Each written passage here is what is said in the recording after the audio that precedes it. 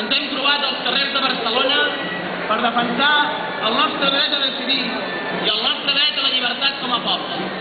Va ser en aquests mateixos carrers quan fa gairebé 300 anys culminava una guerra de successió que vam començar a perdre amb la derrota de fa 300 anys, el 25 d'abril de 1707, al Mansa.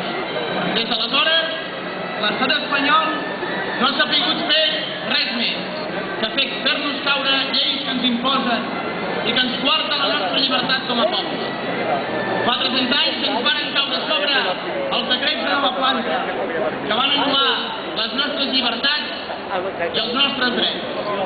Aquesta setmana hem vist com volen fer caure nosaltres nous decrets de nova planta, fent caure els repetidors de telecomunicacions de TV3 del País Valencià.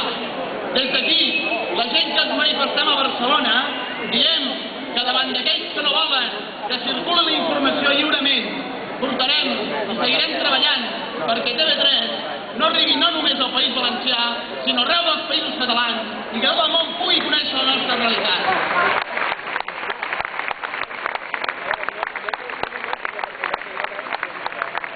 Ha sigut només un any perquè la farsa que van parir un dia a la nit amb Mas i amb Zapatero a la Moncloa s'hagi visualitzat. Aquella farsa d'aquell estatut del 18 de juny de 2006, al cap d'un any, s'ha demostrat absolutament ineficaç. Els límits d'aquell estatut, que són els límits de la suposada democràcia espanyola, que són els límits de l'estat de les autonomies. Hem vist aquest estiu com els serveis bàsics que gestiona l'Estat semblava que costessin Catalunya, un país del tercer món, més que no pas a una nació de l'Europa occidental. Les cues a les autopistes, la Renfe que va com sempre, és a dir, tard i malament, i un aeroport que ens el volen de segona i ens el fan convertir en segona, fan que hi hagi cada vegada més gent que s'hagi donat que amb aquest estatut, amb aquest estat de les autonomies, amb aquest model d'Espanya, no anem enlloc. Per una senzilla raó, perquè Espanya és irreformable. En definitiva, s'ha complert allò que era el principi de Lampedusa, que deia que canviï tot perquè tot segueixi igual. Doncs això és el que han fet Mas i Zapatero amb el suport del PSC i d'Iniciativa. Ho han canviat tot, però tot segueix igual. Davant d'aquesta inèrcia, la inèrcia de l'autonomia, la inèrcia que ens vol apagats, que ens vol pessimistes, que vol uns joves apàtics, conformistes, apalancats i seguts al sofà, els joves catalans ens rebel·lem. Ens rebel·lem contra la inèrcia espanyola, contra la inèrcia de l'autonomisme i contra la inèrcia del pessimisme en el que ens volen sumir els enemics de la nostra pàtria. Contra la inèrcia cal moviment. I el moviment som el jovent de l'esquerra independentista. Un moviment que estem lluitant per construir una majoria social que no només exerceixi el dret a l'autodeterminació, sinó que guanyi el referèndum. Volem exercir el dret a l'autodeterminació, volem guanyar el referèndum per la independència dels països catalans, perquè creiem que això ens aportarà més benestar, perquè estem segurs que decidint des d'aquí aconseguirem unes polítiques d'habitatge més ambicioses.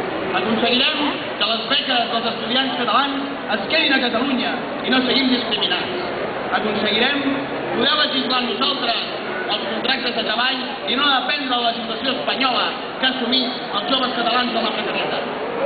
També volem exercir el dret a decidir per una qüestió democràtica, perquè Espanya té un concepte molt estrany de la democràcia, que és que la democràcia i el món, segons els espanyols, segons aquesta progressia espanyola tan ben apintada en alguns diaris de Barcelona, comença i s'acaba Espanya.